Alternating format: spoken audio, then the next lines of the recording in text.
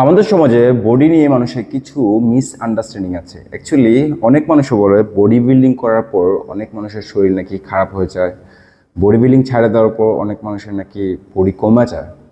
So এই ব্যাপারটা নিয়ে যদি আমি কিছু বলতে চাই তাহলে জাস্ট এতটুকুই বলবো, যারা যারা ন্যাচারাল বডি বানাতে চাচ্ছ, স্ট্রং থাকতে যাচ্ছ ন্যাচারালভাবে, তারা অবশ্যই ওরকম ধরনের প্রোটিন নিবা না, যেটা কৃত্রিম প্রোটিন হিসেবে আমরা জানি, যে প্রোটিনগুলো আমাদের অর্গানকে ক্ষতি করতে পারে। সো তুমি যদি বডিকে স্ট্রং করতে চাও, তুমি যদি বডির মধ্যে একটা স্ট্রং ভাব আনতে চাও, অ্যান্ড অবশ্যই জেনুইন বডি বানাতে চাও, যে বডিটা আহামরি বড় হবে না কিন্তু ছোটোর মধ্যে হবে, কিন্তু সেই বডিটা মানে স্ট্রং হবে অনেক, এবং স্ট্রেংথ থাকবে তোমার বডির মধ্যে প্রচুর পরিমাণে, তাহলে তো তুমি সহজে একটা বডি বিল্ডের সাথে কিন্তু ফাইট করতে পারবা। আর বডি কিন্তু বা শো আপের জিনিস না।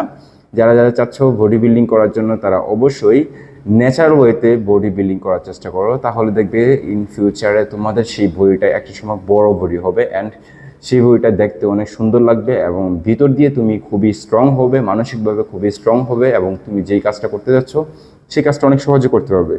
সো আই থিঙ্ক তোমরা বুঝতে পারছো। যারা যারা পেজটিতে ফলো দাও নাই, পেজটিতে ফলো দিয়ে রাখো।